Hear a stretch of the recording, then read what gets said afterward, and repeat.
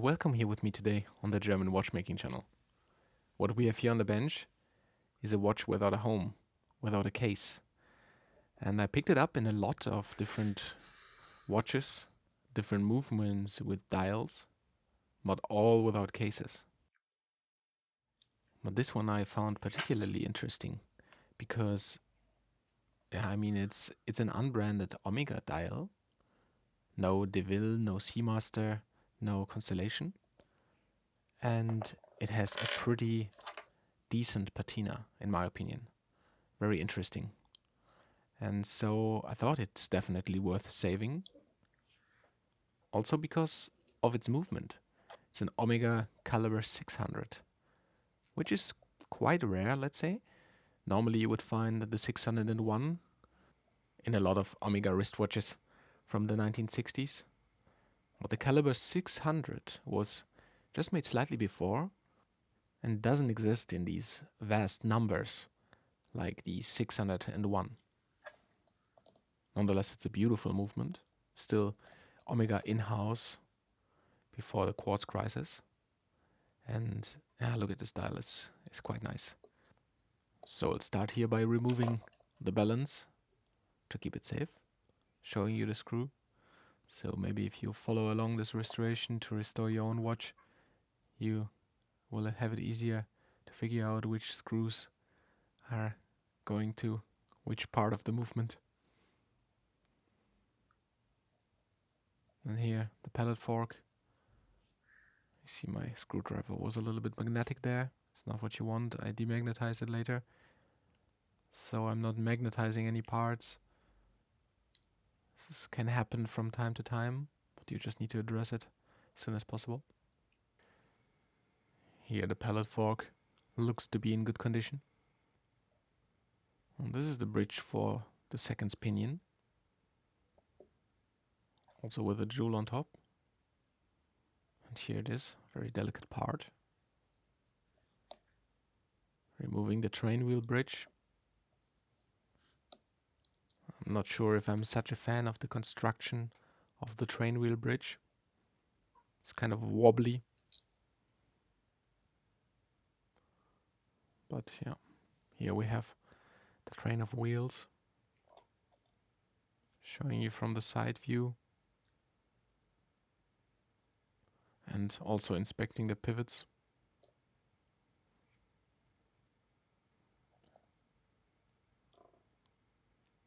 The barrel bridge with the ratchet wheel and the crown wheel.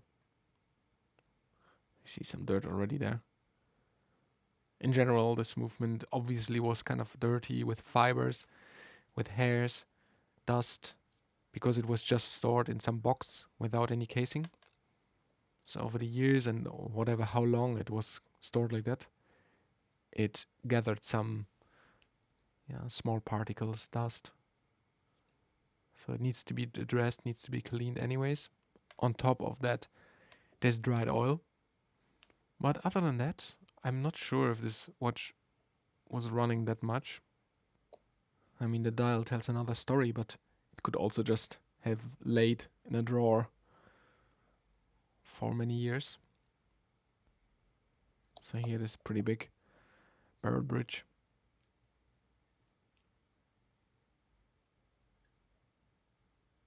Slowly lifting it up very carefully and then picking it up and having a look underneath. But it looks actually fine, not much wear and tear. It's the mainspring barrel. And here we seem to have encountered the first problem of our restoration. The setting lever spring has broken clean off. So I need to find a replacement part, which should be possible since it's the same as in the caliber 601 from Omega, and those can be found on eBay without a big problem. So here disassembling the rest of the keyless. The yoke spring. Getting off the yoke with a little bit of trouble. Yeah, this is the pressure spring for the setting lever. And here we can see the setting lever. Sliding and winding pinion and cannon pinion also taken off the movement. Pressure fit on the center wheel that could just fall off then. So this is the cap jewel mechanism of the caliber 600. A small golden shock spring that can be screwed down. You can put it to the side and then get the jewel, the cap jewel, from the bottom side of the balance. And then obviously putting the spring back to go in the cleaning machine. It's kind of finicky. Tiny screw. To be really careful, I don't want to bend anything. And here I'm opening the mainspring barrel. And this is where I made an executive decision. And since the mainspring looked just absolutely flawless, I decided to keep it as is. So I wouldn't even take it out, which can always cause some kind of a bend. Then winding it again with the mainspring winder can cause problems. So since I didn't get a new mainspring, I decided to lubricate the one that is in the barrel, clean the barrel lid, and just keep it as is. And we'll see if it really hinders the performance in the end. But I just wanted to try it and just to trust my gut on it. So stay with me until the end of the video and you'll see if my decision was good or bad. But now, firstly, all the parts can go into the cleaning machine.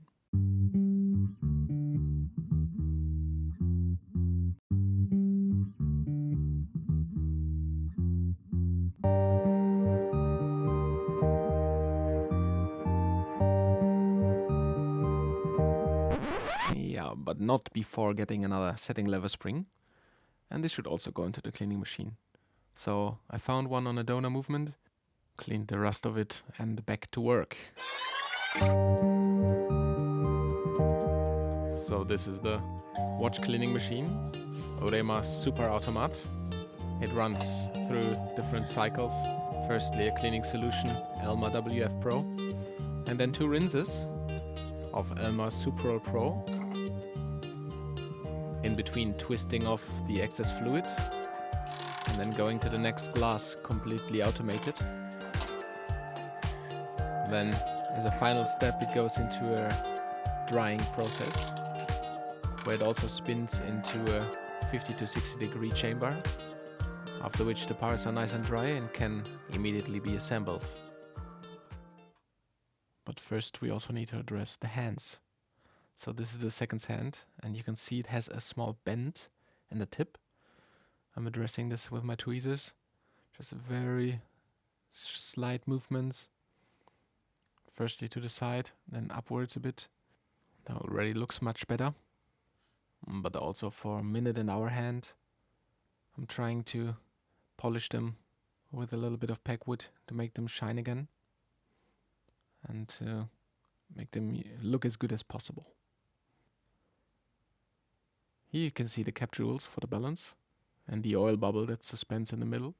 As you can see on the left side it's a bit smaller, on the right side a bit bigger. And now I'm slowly opening the shock spring. I'm doing this extra careful because I managed to slip out the shock spring from the shock setting, from the balance assembly, and it's extremely difficult to put it back. So I'm doing this like this, cleaning off, and the shock spring can not go anywhere. In the bottom it's quite easy. You just need to deattach the spring itself, drop in the jewel, and then you can go ahead and put the spring back on top, screw it down after aligning it properly, and that should ensure that the balance assembly has a good bearing and finds nicely suspended oil at its pivot points. And spinning up the balance with a burst of air, and it should spin around at least 30 seconds, which it does here. So that looks really good, and I can put it away for safekeeping and continue with the assembly. Here the barrel with the old uncleaned mainspring. Again, Not best practice, but just wanted to find out if it works. And I can put the barrel bridge on top. Falls into place nicely. Pushing it down with a bit of wood. Don't want to scratch anything with my tweezers. And then reinstalling the screws. It is a very nice and beginner friendly movement. Straightforward. Not too many parts. And all in all, very good quality, as I would expect it from an Omega in-house movement. Here I'm checking the end shake of the barrel, and it's good. It should have a little bit of wheel room, but definitely not much. And that's the crown wheel that I'm lubricating. And then the inner core of the crown wheel can find its way back into the movement. Those two screws are actually pretty tiny, but still manageable in my opinion. If you compare it to the 1000 series where all the screws are super small. Here we have the click spring. I'm usually putting it into place, then installing the click, screwing it down. Not all the way, but so that it can't escape anymore. And then I'm fitting the click spring. There it goes. Because if you just install the spring by itself, it can jump away and cause all kinds of problems. Now that's the crown wheel finding its place.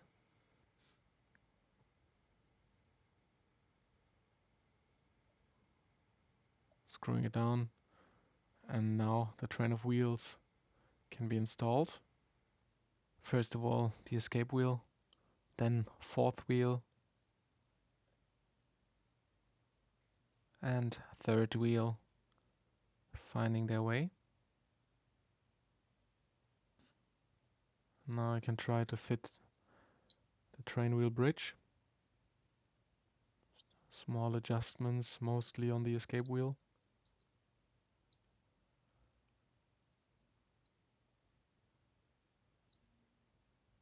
And there, you saw how it fell into place. Now screwing it down, not all the way. I'm getting some movement into the escapement. And everything was fine, so I start lubricating. It's very important not to take too much oil. Just the right amount. It's very easy to over oil, which can in some cases be even worse than no oil at all.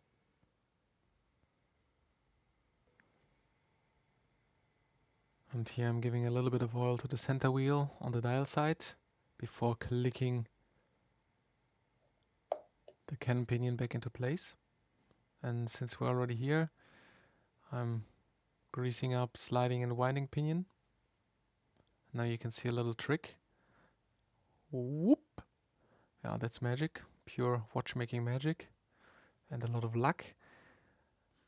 And the stem is already sitting back in the movement. Now the setting lever. Of course, all the important points are getting grease, especially on points where metal works against metal. For example, where the yoke sits or the intermediate wheel. Again, fit the yoke. Pushing it down. Testing everything. Again, metal against metal, so I'm greasing and making sure that I'm removing the excess grease. The yoke spring. Also here a bit of grease, thin layer, because the spring acts against the yoke there. For the minute wheel, I'm using a bit too much 1300, HP 1300, but it's alright. It's metal against metal also, and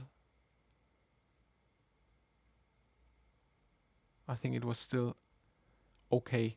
Maybe a little bit too much already, if I'm honest now, watching it. Here I'm putting a little bit of grease where it's sliding under this setting lever spring. Now screwing this down, the new one that came from the donor movement. Here I'm maneuvering the setting lever spring onto the setting lever. Again giving it a bit of grease before screwing it tight. And then switching positions, testing everything. Also making sure that the grease finds its way to all the important places. And so I can switch the movement over again. And that is the friction spring for the sweep second pinion. Has a small little screw, and then the sweep second pinion can slide down and engages with the third wheel and gets this little bridge on top.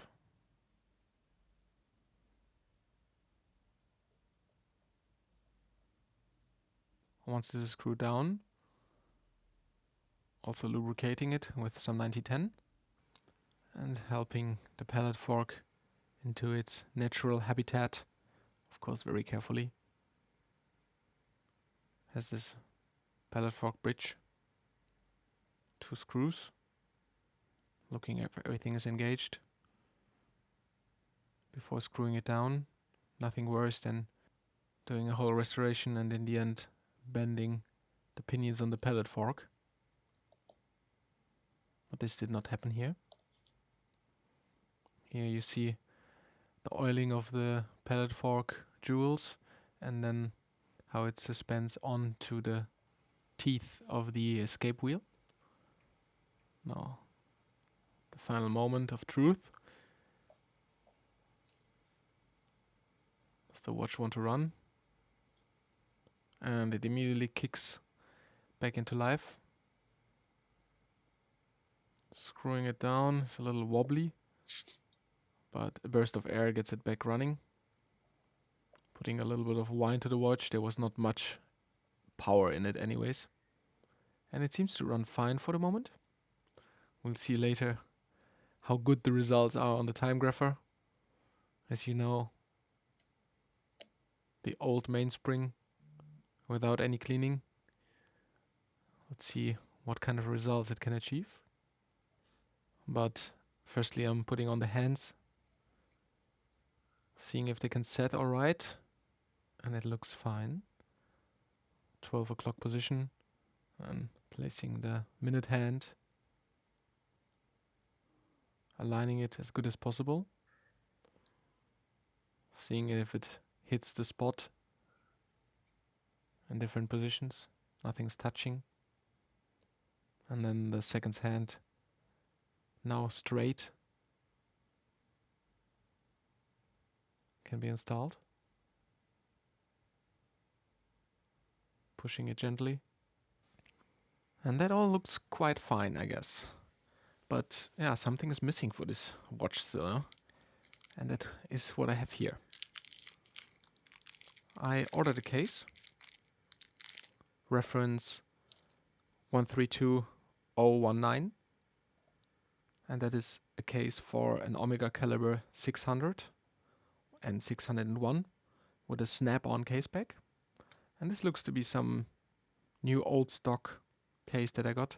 It still has scratches, sadly. Probably from storing it. It's quite old already as well. 60s, I guess. I'm opening it up with my case knife and then I will give it a polish.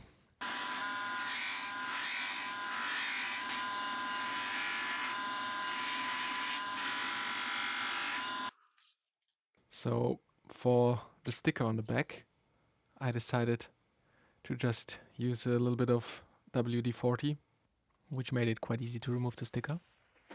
And there still were some scratches that I removed off camera, as you can see here. But now I'm already after and putting the stuff into the ultrasonic, just to make sure that it's all clean. That's a jewelry cleaning solution that I'm adding. And then it runs in the ultrasonic cleaner for a bit.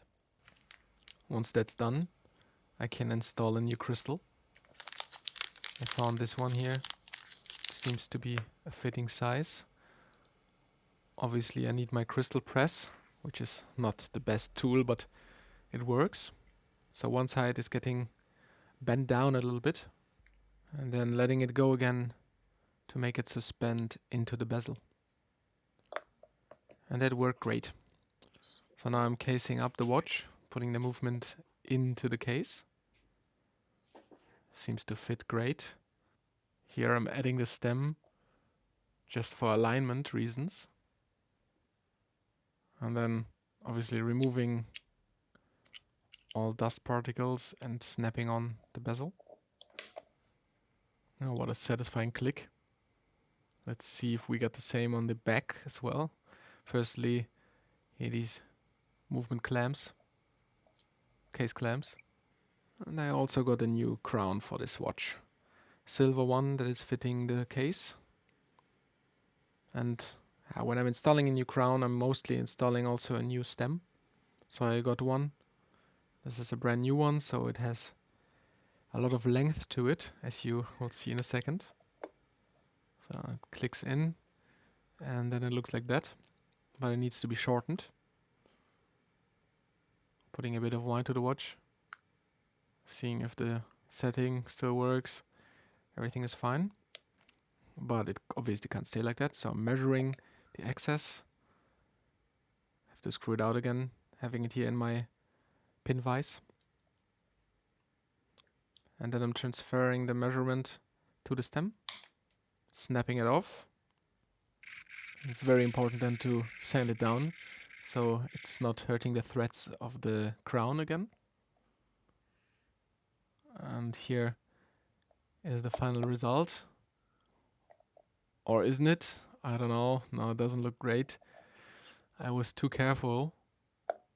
So sadly, this is not how it can stay. So I didn't cut enough. And it looks like that. So I have to do it again. And let's see if it fits better this time. It's already after filing it down. And that already looks much better.